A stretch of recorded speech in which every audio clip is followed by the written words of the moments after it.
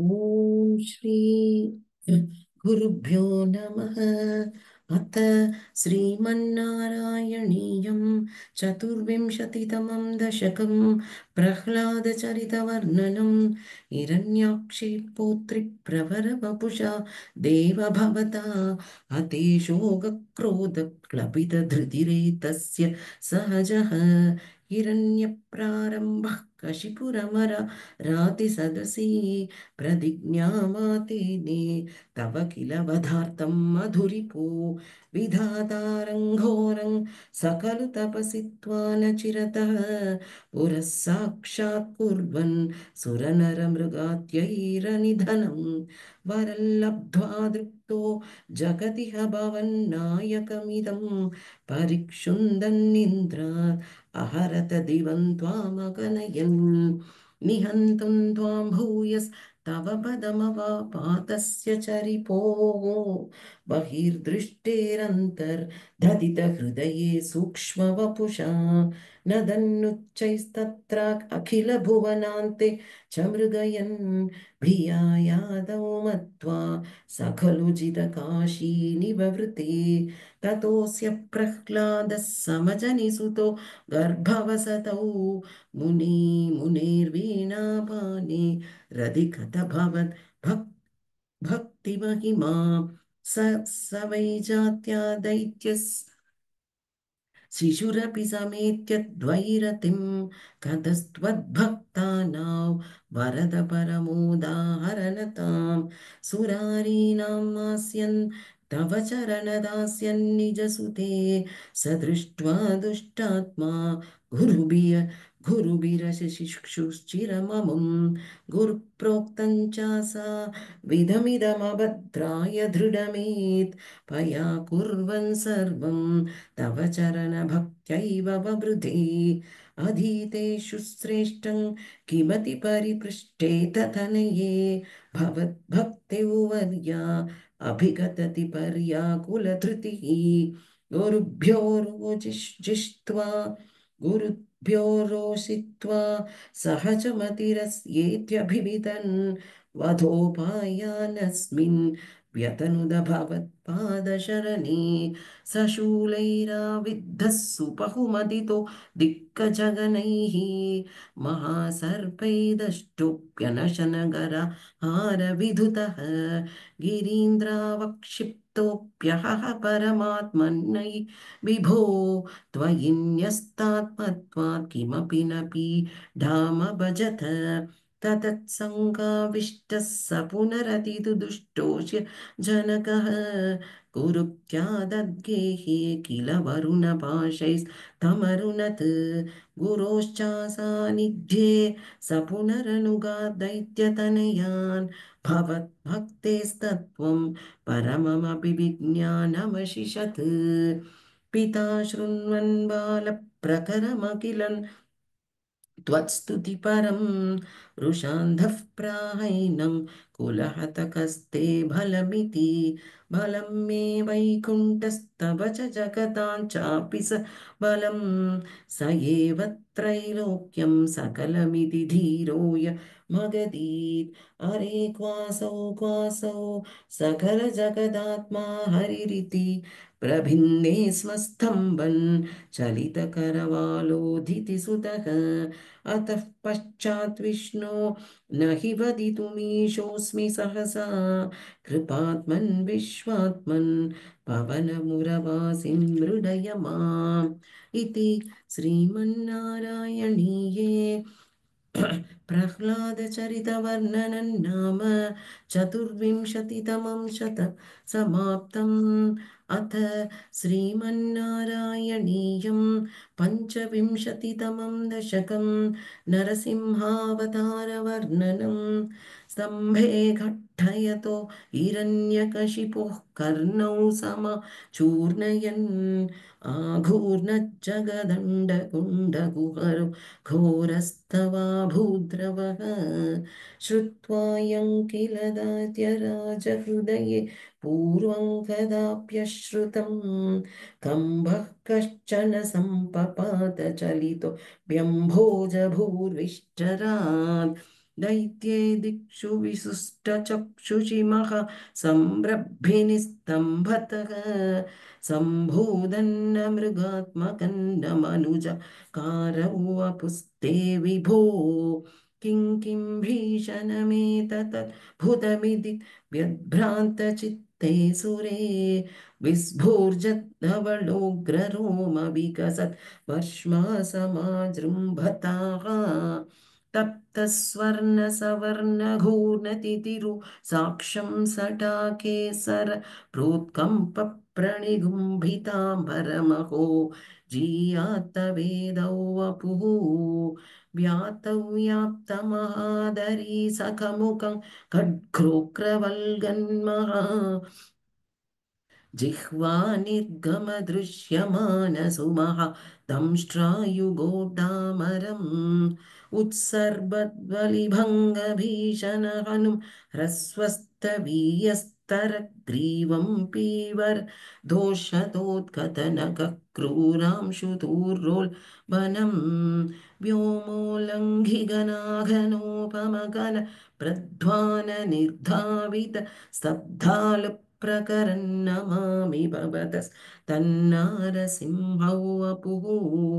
नूनौ विष्णुरयं निहन्यमुमिति भ्राम्यत् कदा भीषणं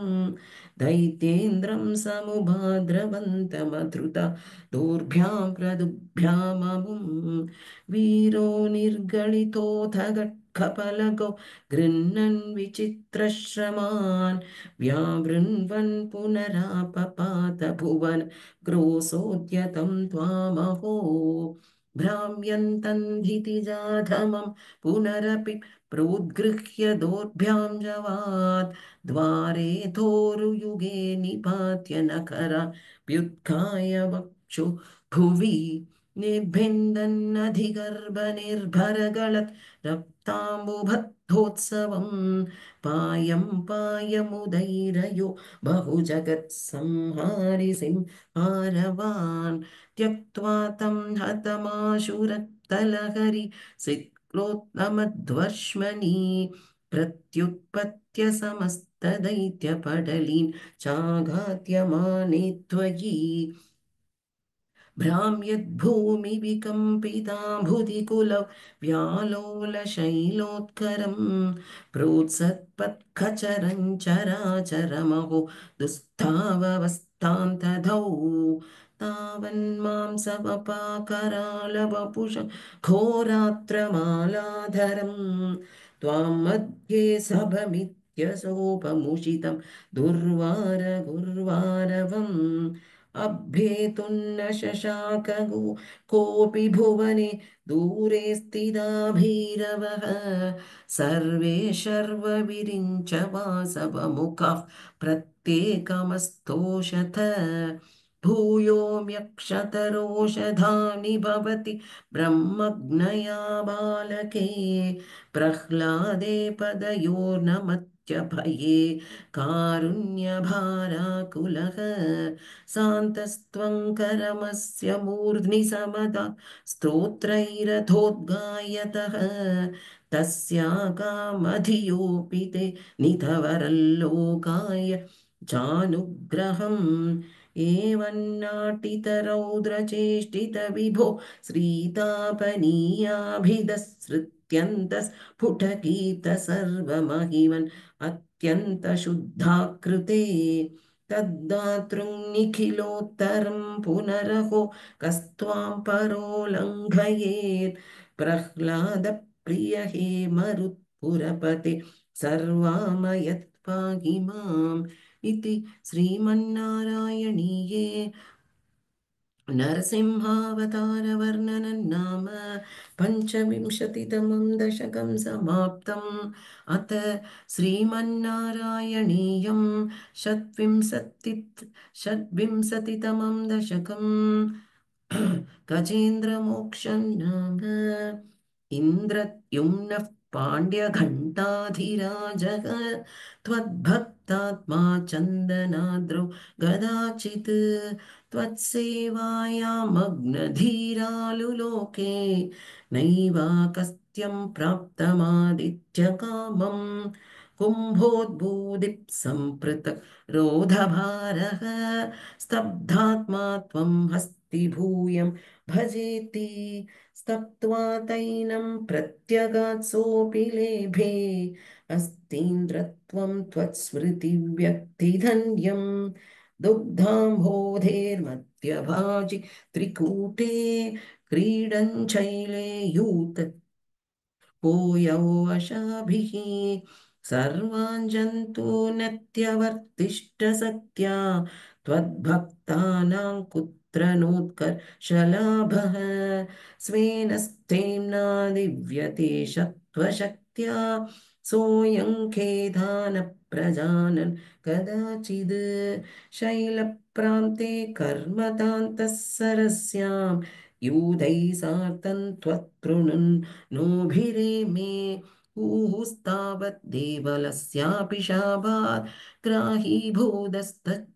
वर्तमानः जग्राहैनम् अस्तिनं पाददेशे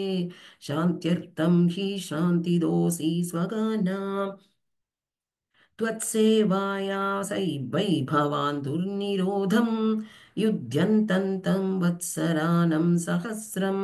प्राप्ते काले त्वत्पदैकाग्र्यसिद्ध्यै नक्राक्रान्तम् अस्ति वर्यौ व्यधास्त्वम् आर्तिव्यक्तप्राक्तनज्ञानभक्तिः शुण्डोक्षिप्तैः पुण्डरीकैः समर्चन् पूर्वाप्यस्तं निर्विशेषात्मनिष्ठम् स्तोत्रश्रेष्ठं नवगाधिप्ररत्मन् श्रुत्वा स्तोत्रं निर्गुणस्थं समस्तं ब्रह्मेशाद्यैनाहमित्यप्रयाते सर्वात्मा त्वं भूरि कारुण्यवेगात् दक्ष्यारूढः प्रोक्षितो भुः पुरस्तात् हस्तीन्द्रन्तम् हस्तपद्मेन धृत्वा चक्रेण त्वन्नक्रवर्यौ व्यदारीः गन्धर्वेऽस्मिन् मुक्तशापे सहस्ति त्वत्सारूप्यं प्राप्यते दीप्यते स्मम् एतद्वृत्तन् त्वाञ्च माञ्च प्रगेयः खायेत् सोऽयौ भूयसे श्रेयसे स्यात् इत्युक्त्वैनं तेन सार्धं गतस्त्वं धिष्ण्यौ विष्णो पाहि वातालयेश इति श्रीमन्नारायणीये गजेन्द्रमोक्षवर्णनं नाम षड्विंशतितमं दशकं समाप्तम् अथ श्रीमन्नारायणीयं सप्तविंशतितमं दशकं क्षीराब्धिमदने कूर्मावतारवर्णनं दुर्वासासुरविनिताप्तदिव्यमाल्यं शक्राय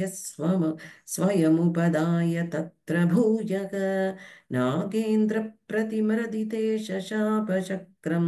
काक्षान्तिस्त्वदितरदेवतां शजानां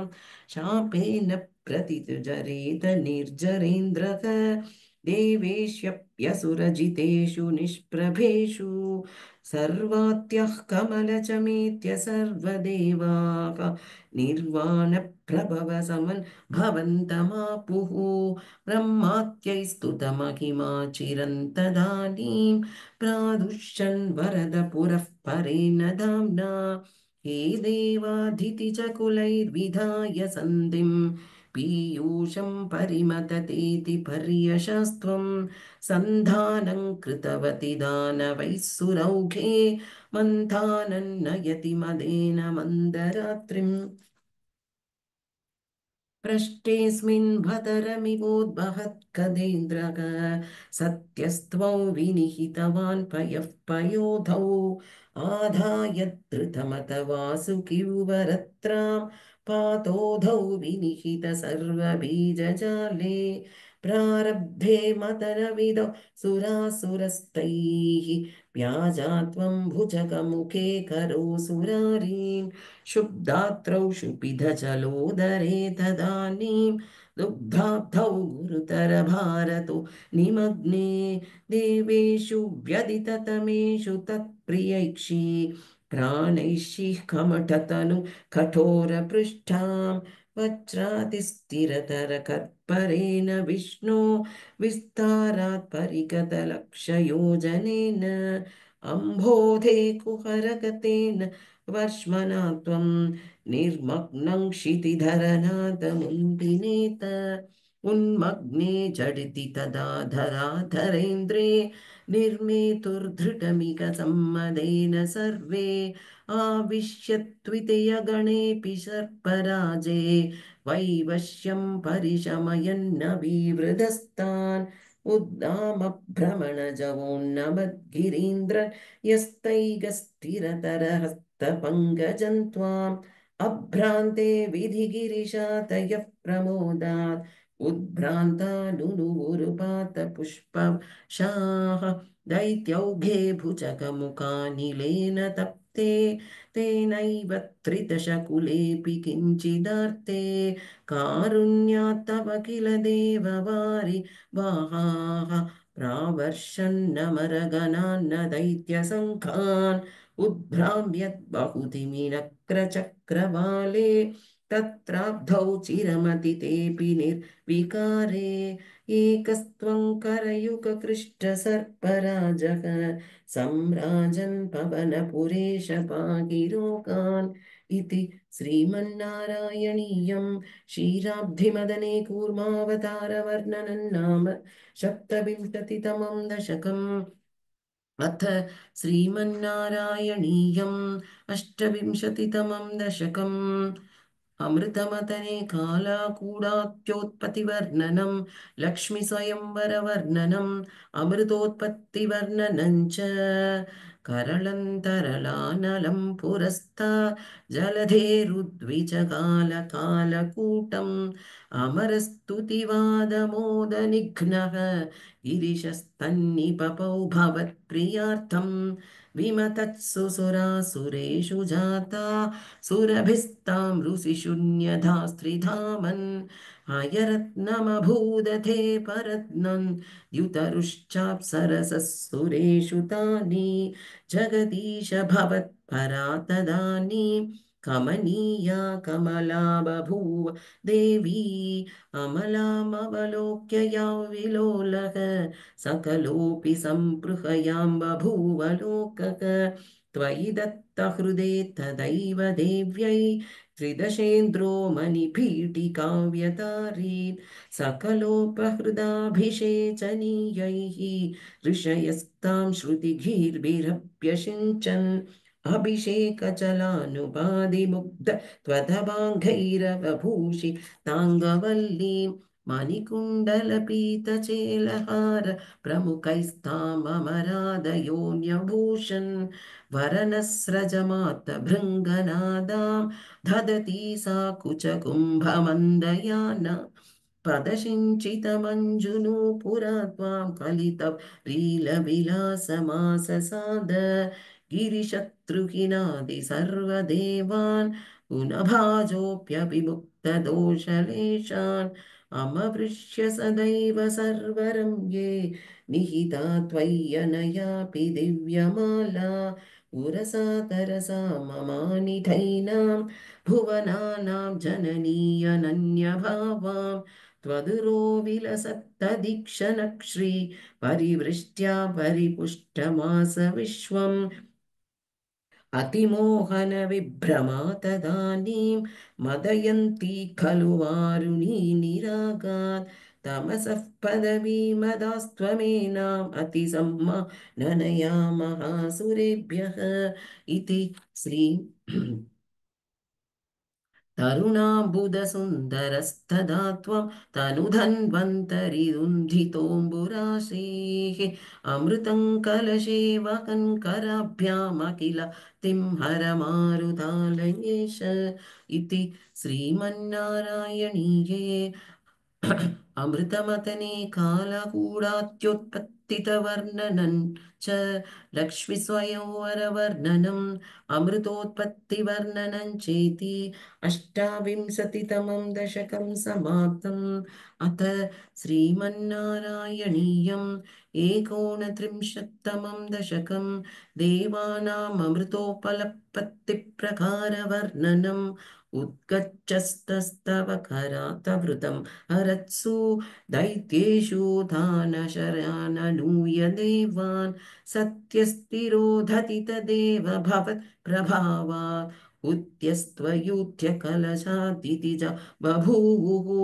श्यामां वयसापि तनुं तदानीं प्राप्तोऽसि तुङ्गकुचमण्डलभङ्गुरान् त्वं पीयूषकुम्भकलहं परिमुच्य सर्वे तृष्णाकुलाः प्रतिययुस्त्वदुरोचकुम्भे का त्वं मृगाक्षि विभजस्व सुधामिमामित्यारूढरागविवशान् भिया च तोमून् विश्वस्य ते मयि कथं कुलटास्मि दैत्याः इत्यालपन्नपिषु विश्वसितानतानीः मोदात् सुधा कलशमेषु तदत्सु सा त्वं दुश्चेष्टितं मम सहध्वमिति ब्रुवाना पङ्क्तिप्रभेदविनिवेशितदेव दैत्याः लीलाविलासकतिभिः समदा सुधान्ताम् अस्मास्वियं प्रणयिनी नीत्यसुरेषु तेषु जोषं स्थितेष्वथ समाप्य सुधां सुरेषु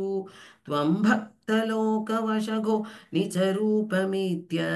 स्वर्भानुमर्धपरिपीतसुधाव्यलवीः त्वत्तः सुदाहरणयोग्यफलं परेषु दत्त्वा कते त्वयि सुरैः खलु ते व्यगृह्णन् घोरे तमूर्च्छतिरने बलिदैत्यमायां व्यामोहिते सुरगणे त्वमिहाविरासीः त्वं कालनेमिमतमालिमुखान् च गन्ध शक्रो जघानबलिजं बलवान् सपाकान् शुष्कार्द्रदुष्करवधेन मुचौ च लूने भेदेन नारदिगिरा न्यरुणोरनन्त्वम् येषा वपुर्दनुजमोहनमाकितन्ते श्रुत्वा विलोकनकुतूहलवान्मकेशः भूतैः समं गिरिजया च कतः पदन्ते स्तुत्वा ब्रवीदपि मदन्त्वमतो तिरोधाः आरामसीमनि च कन्दुकघातलीला लोलायमाननयनाङ्कमनीं मनोज्ञां त्वामे सवीक्ष्य विगलत्वसनां मनोभूवे वेगादनङ्गरिपुरङ्गसमालिलिङ्ग भूयोऽपि वितृत्वदीयमुताव्यदेवक वीर्यप्रमोक्ष परमार्थबोधः त्वन्मानितस्तव महत्त्वमुवाच देव्यै तत्रातृशस्त्वमभवात निकेतनात् इति श्रीमन्नारायणीये देवानाममृतोपलप्रतिप्रकारवर्णनम् नाम एकोनत्रिंशत्तमं दशकं समाप्तम् अथ श्रीमन्नारायणीयं त्रिंशत्तमं दशकं वामनावतारवर्णनं शक्रेण संयति हतोऽपि बलेर्महात्मा शक्रेण जीवततनुः क्रतुवर्धितोष्मा विक्रान्तिवान् भयनिलीनसुरान् त्रिलोकीं चक्रे वशे सतव चक्रमुखादभीतक पुत्रार्तिदर्शनवशादतिथिर्विषन्ना तङ्काश्यपन्निजपतिं शरणं प्रपन्ना त्वत्पूजनं तदुदितं हि पयोव्रताख्यं सा त्वादशाहमचरत् त्वयि भक्तिपूर्णा तस्यावधौ त्वयि निलीनमतेर्मुष्याः श्यामश्चतुर्भुजवपुः स्वयमाविरासीः नम्राञ्चतामिह भवत्तनयो भवेयं गोप्यम् अदीक्षणमिति प्रलपन्नयासीः त्वं काश्यपे तपसि सन्निदधत्तदानीं प्राप्तोऽसि गर्भमदितेः प्रणुतो विधात्रा प्रासूत च प्रकटवैष्णवदिव्यरूपं स्वातादशी श्रवणपुण्यदिने भवन्तं पुण्याश्रमन्तमिति वर्षति पुष्पवर्षैः हर्षाकुले सुरकुले कृततूर्यघोषे भक्त्वाञ्जलिं जय जयेति नदः पितृभ्यां त्वं तत्क्षणे पटुतम वटुरूपमाधाः तावत् प्रजापतिमुखैरुपनीयमौञ्जीदण्ड चिनाक्षवलयात् रच्यमानः ते दीप्यमानवपुरीशकृताग्निकार्यः त्वं प्रास्थिता बलिगृहं प्रकृदाश्वमेधं गात्रेण भाविमहिमोचितगौरवं प्राग्व्यावृण्वतेव धरणीं चलयन्नयासीः छत्रं परोष्मतिरनार्धमिवाधदानक दण्डं च दानजवनेष्विव सन्निधातुं तां नर्मतोत्तरतटे हयमोदशालाम् आसेदुषित्वयि रुचा तव रुद्धनेत्रैः भास्वान् किमेष दकनोतु सनत्कुमारः योगीनुकोऽयमिति शुक्रमुखैः सशङ्के आनीतमाशु भृगुभिर्मकसाभिभूतैः त्वां रम्यरूपमसुरः पुलकावृताङ्गक भक्त्या समेत्य सुकृती परिनिज्य पादौ तत्तोयमन्वधृतमूर्धनि तीर्थतीर्थं प्रह्लादवंशजतया क्रतुभिर्द्विजेषु विश्वासतोऽधुतितं दितिजोऽपि लेभे युद्धे पदाम्बुगिरिशस्य शिरोभिलाल्यं सत्त्वौ विभो कुरु पुरालय पालयेता इति श्रीमन्नारायणीयं वामनावतारवर्णनं नाम त्रिंशत्तमं दशकं समाप्तम् अथ श्रीमन्नारायणीयम् एकत्रिंशत्तमं दशकं बलितर्पहरवर्णनम् प्रीत्या दैत्यस्तव तनुमः प्रेक्षणात् सर्वथापि त्वामाराध्यन्नचितरचयन्नञ्जलि सञ्जगाद मत्तः किं ते समभिलषितौ विप्रसूनो वद त्वं विक्तं भक्तं भवनमविनी वाप्निपादस्य दास्ये तामक्षीणां बलिगिरमुपाकर्ण्यकारुन् पूर्णोऽप्यस्योत्सेकं शमयितुमना दैत्यवंशं प्रशंसन् भूमिं पादत्रयपरिमितां प्रार्थयामासीत तत्त्वं सर्वं देहि दितुनिगतिते कस्य हास्यं न वा स्यात् विश्वेशं मां त्रिपदमिह किव्याचसे पालिशस्त्वं सर्वां भूमिवृणुकुममुनेद्यालभत्वां सधृप्यन् यस्मादर्पात्रिपदपरिपूर्ध्यक्षमः शेभवातान् बन्धं च सा वगमदतदर्होऽपि काढोपशान्त्यै पादत्रय्या यदि न मुदितोऽविष्टपैर्नापि तुष्ये दित्युक्तेऽस्मिन् वरद भवते दातु कामे ततोऽयं दैत्याचार्य तव खलु परीक्षार्थिनः प्रेरणार्थं मामातेयं हरिरयमिति व्यक्तमे मा भभाषे याचत्येव यदि स भगवान् पूर्णकामोऽस्मि सोऽहं दास्याम्येव स्थिरमिति वदन् काव्यशब्दोऽपि दैत्यक विन्ध्यावल्या निजदयितया तप्तपाद्याय धुप्यं चित्रं चित्रं सकलमपि सः प्रार्पयत्तोयपूर्वम् निस्सन्देहं दितिकुलपदौ त्वय्यशेषार्पणं व्यातन्वाने मुमुचुर्षयः सामराः पुष्पवर्षं दिव्यं रूपं तव च ददितं पश्यतां विश्वभाजां मुच्चैरुच्चैरवृधधवधीकृत्य भाण्डभाण्डं त्वत्पादाक्रन्निजपदकदं पुण्डरीद्भुवोऽसौ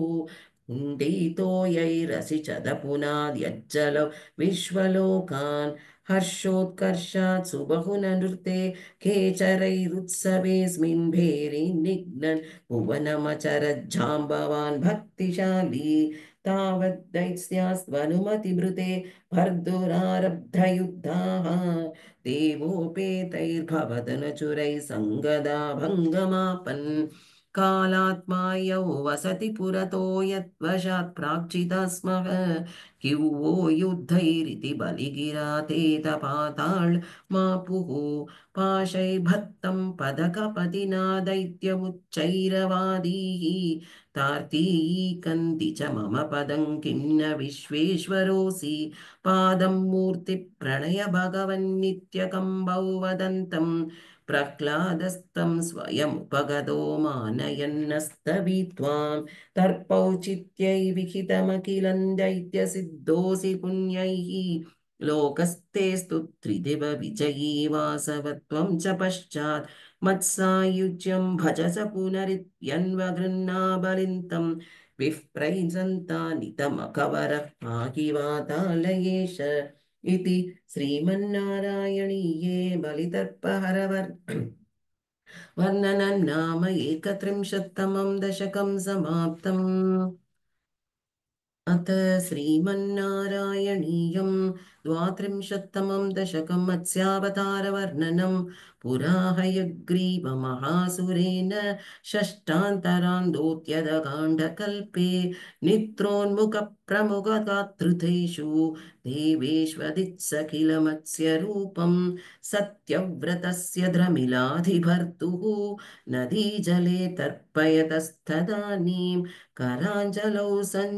सञ्ज्वलिताकृतिस्तः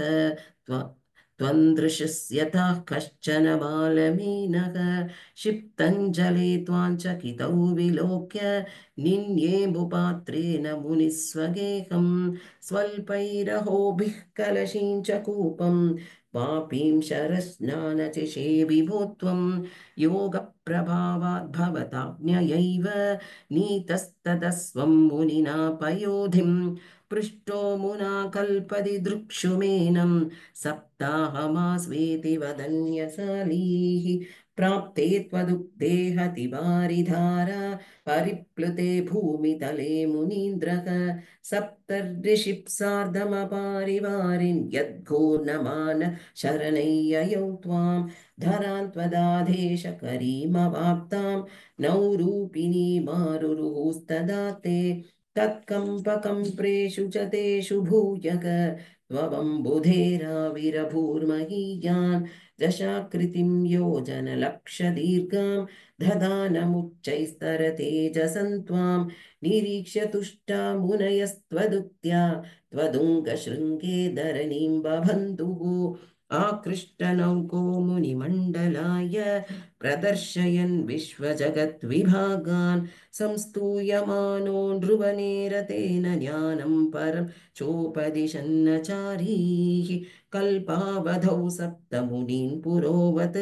प्रस्थाप्य सत्यव्रतभूमिपन्तं वैवस्यताख्यम् अनुमादधानग क्रोधात् हयग्रीवमभिद्रुतो भूः स्वधुङ्गशृङ्गक्षतवक्षसं तं निपात्य दैत्यं निगमान् गृहीत्वा विरिञ्चये प्रीतहृदे ददानक प्रपञ्चनागारपते प्रपाय इति श्रीमन्नारायणीये मत्स्यावतारवर्णनं नाम द्वात्रिंशत्तमं दशकं समाप्तम् अथ श्रीमन्नारायणीयं त्रयोस्त्रिंशत्तमं दशकम् अम्बरीशोभाख्यानं वैवस्ताख्यमनुपुत्रनभागजात नाभागनामक नरेन्द्रसुतोऽम्बरीशः सप्तार्णवावृतमहीदयितोऽपि रेमे त्वत्सङ्गिषु त्वयि च मग्नमनः सदैव त्वत्प्रीतये सकलमेव वितन्वतोऽस्य भक्त्यैव देव न चिराभृत भृतास्प्रसादं येनास्य याचनमृतेभ्यभिरक्षणार्थं चक्रं भवान् प्रविदितारसहस्रधारं सत्त्वादशी व्रतमतो भवतर्चनार्थं वर्षन्तधौ मधुवने यमुनोपकण्डे भज्ञा समं सुमनसा महती वितन्वन् भूजां त्विदेषु विसृजन् पशुषष्टिकोटिं तत्रातपारणदिने भवतर्चनान्ते दुर्वाससास्य मुनिना भवनं प्रवेदे भोक्तुवृतश्च स नृपेण परार्तिशीलः मन्दं जगामयमुनां नियमां विदास्यन् राज्ञातपारणमुहूर्तमसाप्ति खेदात् वारैव पारणमकारि भवत्परेण प्राप्तो मुनिस्तदद दिव्यतृषाभिजानन् क्षिप्यन् कृतोद्धृतत जडो विदतान कृत्याञ्च तामसि धरां भुवनं दहन्तीम् अक्रेऽभिवीक्ष्य नृपतिर्न पदाच्च कम्पे त्वद्भक्तपादगमिवीक्ष्य सुदर्शनन्ते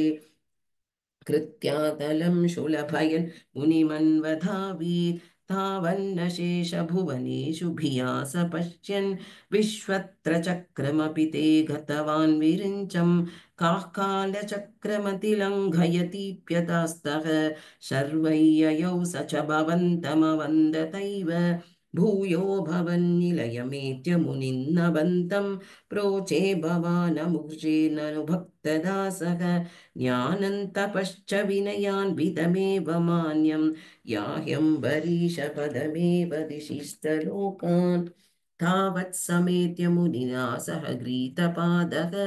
राजापकृत्य भवदस्त्रमसावनौषीत् चक्रे गते मुनिरदात किशालिषोऽस्मै त्वद्भक्तिमागसि कृतेऽपि कृपां च संशन् राजा प्रतीक्ष्य मुनिमेकससामनाश्वान् सम्भोज साधुतमृषिं विसृजन् प्रसन्तं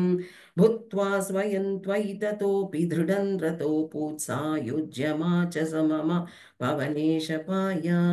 इति श्रीमन्नारायणीय अम्बरीषोभाख्यानं नाम त्रयोस्त्रिंशत्तमं दशकम् अथ श्रीमन्नारायणीयं चतुस्त्रिंशत्तमं दशकं श्रीरामचरितवर्णनम् ईर्वाणैरत्यमानो दशमुखनिधनं कोसलेश्वरस्य शृङ्गे पुत्र्यामिष्टिमिष्ट्वा ददुषि दशरथ माभृदेवाय तद्भुक्त्या तत्पुरन्द्रीष्वपि दिसृसमन् जातगर्भासु जातः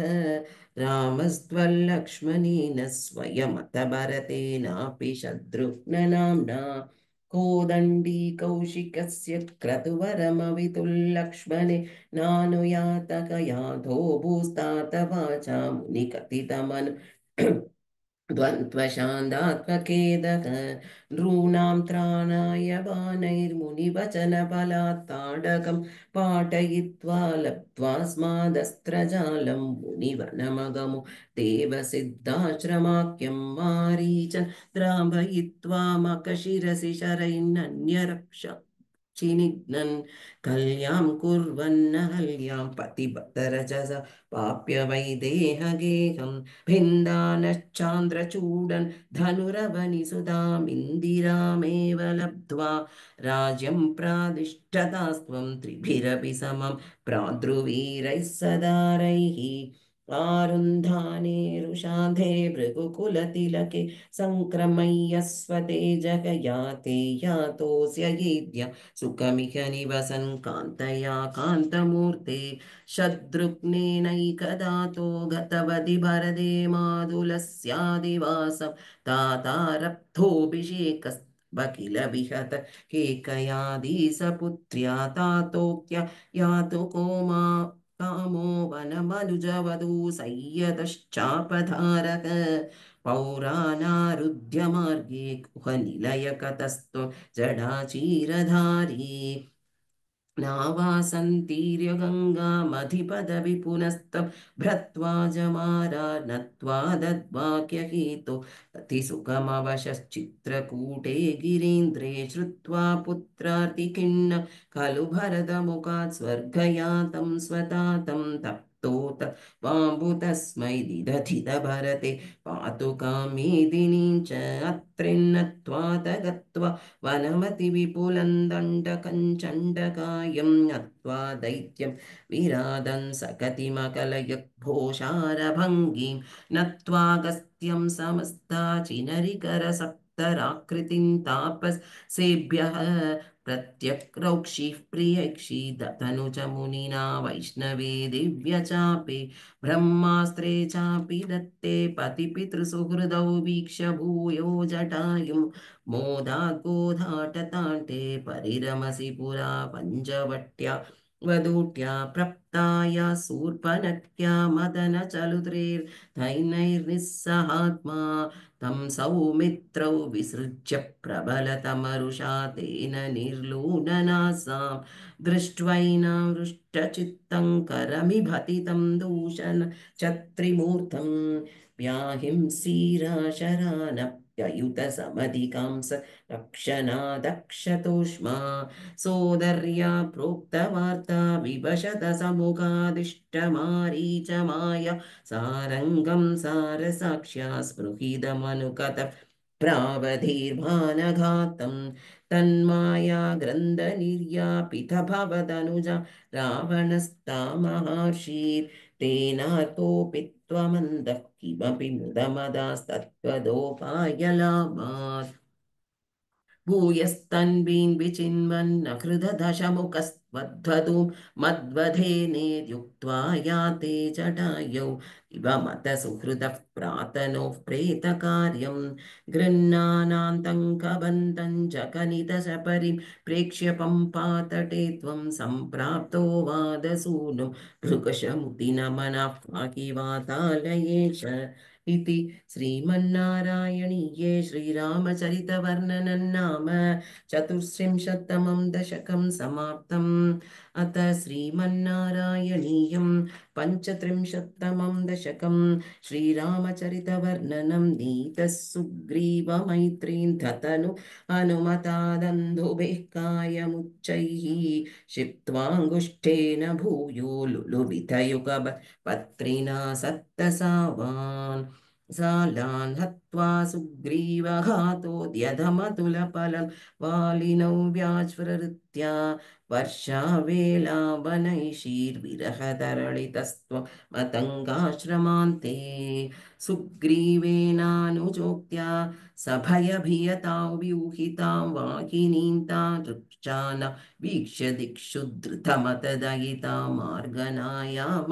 नम्रां सन्देशं चाङ्गुलीयं पवनसुतकरे प्रादिशो मोदशाली मार्गे मार्गे ममार्गे कपिभिरभिददा त्वत्प्रिय सप्रयासैः त्वद्वार्ता कर्णनोद्य हृदरुजव सम्पादि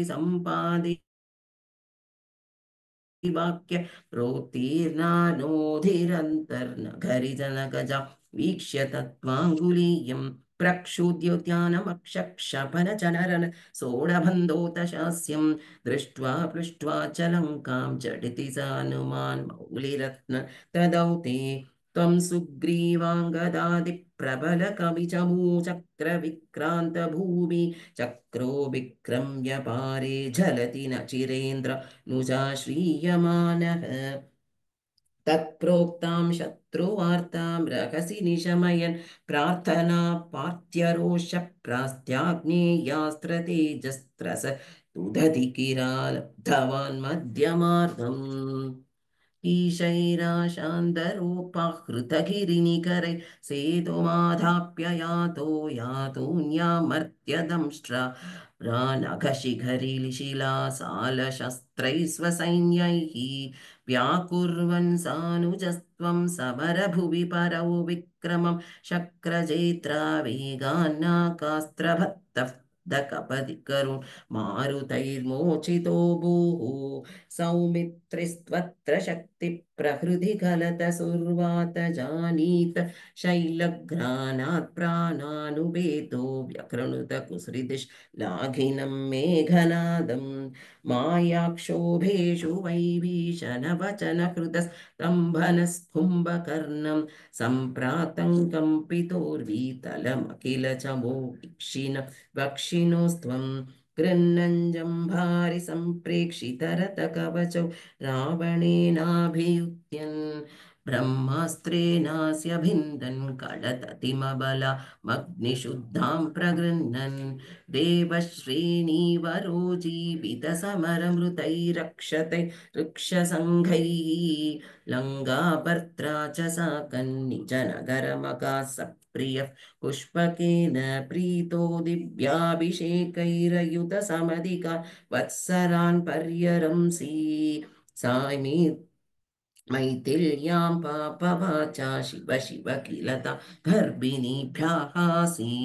शत्रुघ्नेनार्दयित्वा लवननिचिचरं पार्थय शूद्रपाशं तावत् वाल्मीकिगेः कृतवसतिरुपासूदसीतौ सुदौ ते वाल्मीकेस्त्वत्सुदोद्गापितमधुरकृते राज्ञय यज्ञवाटे सीतां त्वय्याप्तु कामिक्षितिमविशदसौ त्वञ्च कालार्तितो भूः हेतो सौमित्रिघाति स्वयमत सरयु मग्ननिःशेषभृत्यैः साकन्नाकं प्रयातो निजपदमगमो वैकुण्ठमाद्यं सोऽयं मध्यावतारस्तव खलु नियतं मर्त्यशिक्षार्थमेवं विश्लेषार्तिर्निरागस्त्य जनमभिभवेत् कामद मातिशक्त्या नो चेत् स्वामुत्यभूतेः खलु तव मनसो विक्रिया चक्रपाणे सत्त्वं स्वैकमूर्ते पवनपुरपते व्याधितापान् इति श्रीमन्नारायणीये श्रीरामचरितवर्णनं नाम पञ्चत्रिंशत्तमं दशकं समाप्तम् अथ श्रीमन्नारायणीयं षट्त्रिंशत्तमं दशकं श्रीपरशुरामावतारवर्णनम् अत्रे पुत्रतया पुरा त्वमनसूयायां हि दत्ता पितः जातः शिष्यनिबन्धतन्द्रितमनः वैवश्चरन् कान्तया दृष्टो भक्ततमेन हि हयमहि बालेन तस्मै वरान् अष्टैश्वर्यमुखान् प्रदाय दति तस्मिन्नैव चान्ते वदं सत्यं कर्तुमतार्जुनस्य वरन् तच्चक्तिमात्रानतं ब्रह्मत्वेषि तदाखिलं नृपकुलं हन्तुं च भूमेर्वरं सञ्जातो जमनिग्नितो भृगुकुले त्वं रेणुकायां हरे रामो नाम तदा मजेष्वरजः पित्रोरथा सम्मदं लब्ध्वान्नायकणश्चतुर्दश वय गन्धर्वराजे मनागासक्तां किल मातरं प्रतिपितुः क्रोधाकुलस्याज्ञया तादाज्ञाधिकसोदरैः सममिमा चित्वात शान्तात् पितुः देशान् जीवनयोग मापितवरन् माता च ते दात्वरान् पित्रा मातृदेस्तवा हृदवियत् धेनोचिदात्राश्रमात् प्रस्थायात भृगोर्गिरा हिमगिरा वारात्य गौरीपदीं लब्ध्वा तत्परशुन्ददुक्ततनुजच्छेदे महास्त्राधिकं प्राप्तो मित्रमता कृतभ्रमणिं प्राप्यागमस्वाश्रमम् आखेटो भगतोऽर्जुनः सुरगवि सम्प्राप्त संवद्गणैः त्वत्पित्र परिपूजितः पुरकतो दुर्मन्ति वाचा पुनः काङ्क्रेतुं सचिवन्ययुङ्क्तभुतिया तेनापि रुन्दन्मुनिप्राणक्षेपसरोष गोहत च मूचक्रेण वत्सो हृतः शुक्रो जीविततातवाक्यचलित क्रोधोत सख्य समं बिभ्रत्यातमहोदरोपनीतं चापं कुठारं शरान् आरूढः सह वायहन्तृकरत मा शिष्यमीता विशन् वाग्भिर्वत्समदाप्सु शिक्षितिपतौ सम्प्रस्तुता सङ्गरं पूर्णाम पुत्राणामयुतेन सप्तदशभिश्चाक्षौहिणीभिर्महासेनानिभिरनेकमित्रनिवहे व्याजृम्भिता योधनः सत्यस्त्वत्ककुटारबाणविदलन्निःशेषशैत्योत्करः भीतिप्रकृतनष्टतिष्ठतनय त्वामापदत्ते हयः लीलावारितनर्मदा जलवलल् लङ्गेश गर्वाबहः श्रीमद्बाहुसहस्रमुक्तबहुशस्त्रास्तरन् निर्निरुन्धन्नमुं चक्रे त्वय्यत वैष्णवेऽपि विपले भूत्वा हरिं त्वां मुदा ध्यायन्तञ्चित सर्वदोषमवधि सोगात् परन्ते पदम् भूयो मर्षित हेहयात्मजगणे ताते हते रेणुकामाज्ञानं हृदयन्निरीक्ष्य बहुशो घोरां प्रतिज्ञावहन् ध्यानानीतरतायुधस्त्वमकृता बिभ्रतृहः क्षत्रियान् दिक्चक्रेषु कुठारयन् विशिखयन् निः क्षत्रियां मेदिनीं तादो जीवनकृन्नपालकुकलन् त्रिसप्तकृत्वोजयन् सन्तर्प्यात समन्त पञ्चकमहारत्रः पितॄन् यज्ञेक्ष्मामपि काश्यपादिषु दिशन् साल्वेन युध्यन् पुनः कृष्णो मुम्निह निश्यतीति शमितो युद्धात् कुमारैर्भवान् न्यस्यास्त्राणि महेन्द्र भूपृथितपस्तन्वन् पुनर्मज्जिताम् गोकर्णाभधि सागरेण धरणि दृष्ट्वार्तितस्तापसैः ध्यातेश्वासधृतानलास्त्रचकितन् सिन्धुं स्रुवक्षेपणात् उत्सार्यो धृतकेरलो भृगुपते मातेश संरक्ष माम् इति श्रीमन्नारायणीये श्रीपरशुरामावतारवर्णनं नाम शत्रिंशत्तमं दशकं समाप्तम् नारायणाखिल गुरो भगवन्नमस्ते नारायणाखिल गुरो भगवन्नमस्ते।